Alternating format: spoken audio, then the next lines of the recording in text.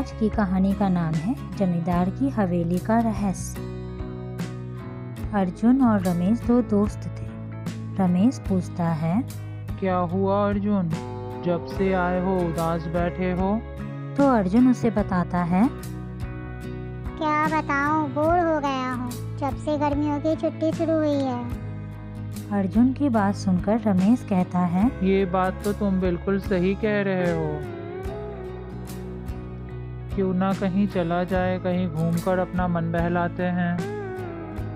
अर्जुन उसकी बात से सहमत हो जाता है। ये आइडिया तो जबरदस्त है तुम्हारी। कहाँ जाना चाहते हो? रमेश को आइडिया आता है, चलो फिर गोवा चलते हैं। क्या सोचते हो इस बारे में? इस पे अर्जुन कहता है, गर्मियों में गोवा, तुमने भी क्या खूब दिमाग लगाई है। उसकी बात तो सही थी। तब तुम ही कुछ बताओ, कहाँ जाया जाए? अर्जुन ने अपने मन की बात कही, तो क्यों ना मेरे साथ मेरे गांव चलो, मैं भी वहाँ कई सालों से नहीं गया हूँ। इस पर रमेश कहता है, तुम्हारे गांव? याद है तुमने बचपन में अपने गांव की एक कहानी सुनाई थी। अर्जुन को याद आती है वो बात। अच्छा, उस जमींदार की हवेली के बारे में कह रहे हो क्या? हाँ अर्जुन, उसी की बात कर रहा हूँ।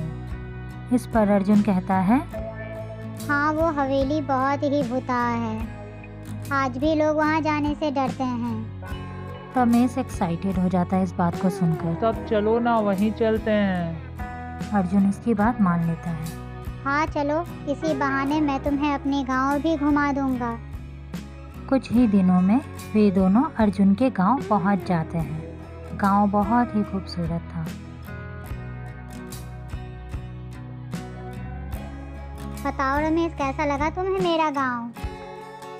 रमेश बहुत ही खुश था।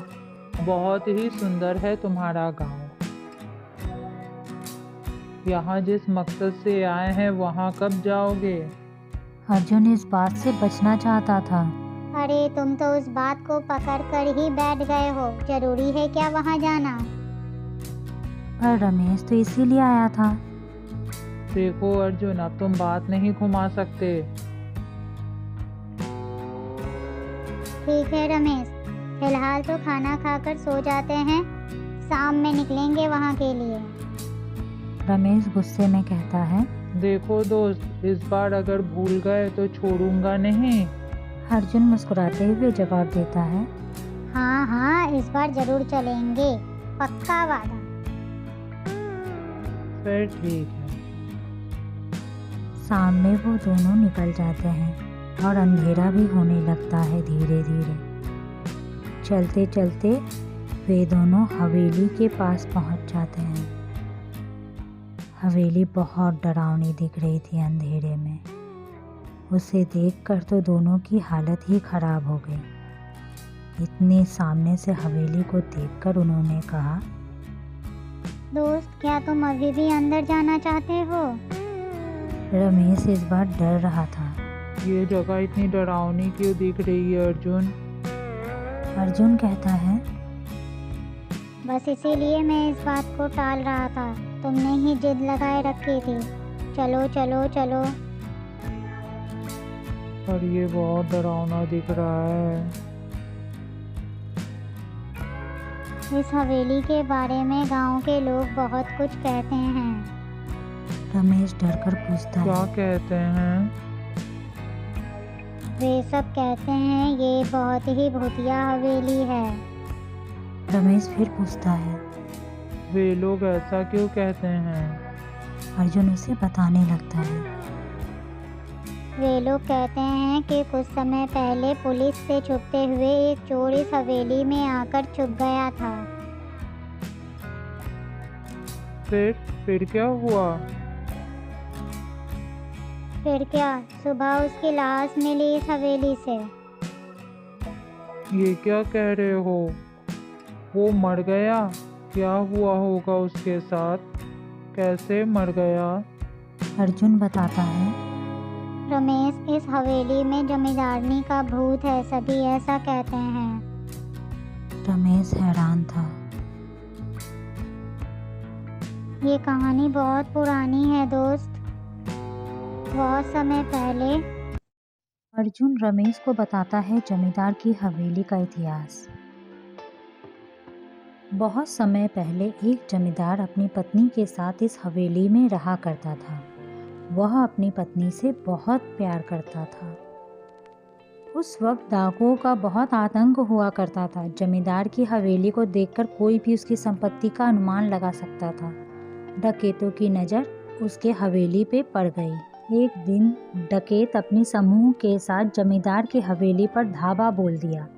जमींदार को संभलने का मौका ही नहीं मिला। कुछ नौकर और सेवक थे जमींदार के पास और कुछ हथियार।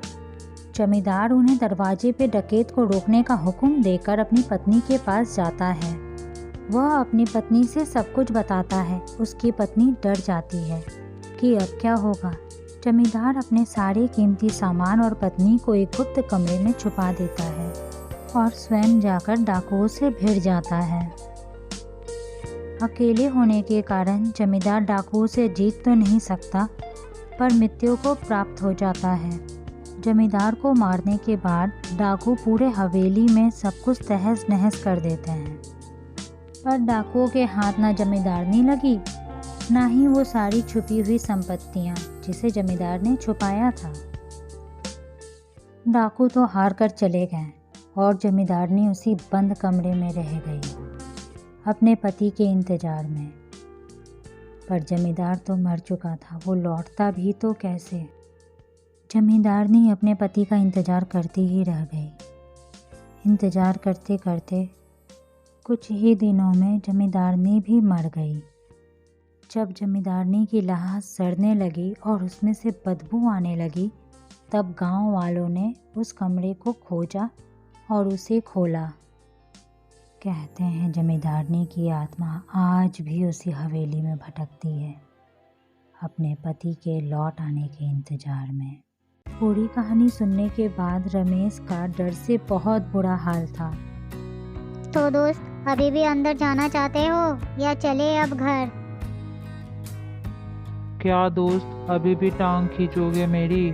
चलो घर ही चलते हैं, मुझसे तो अब अंदर नहीं जाया जाएगा। ठीक है चलते हैं, कोई बात नहीं। यहाँ मेरे गांव में भी बहुत सारी जगह है घूमने को, तुम्हें वहाँ घुमाता हूँ। और फिर अर्जुन और रमेश घर को चल दिए। अगर आपको हमारी कहानी पसंद आई तो वीडियो को लाइक करें और ऐसी कहानी के लिए हमारा चैनल सब्सक्राइब करना ना भूलें।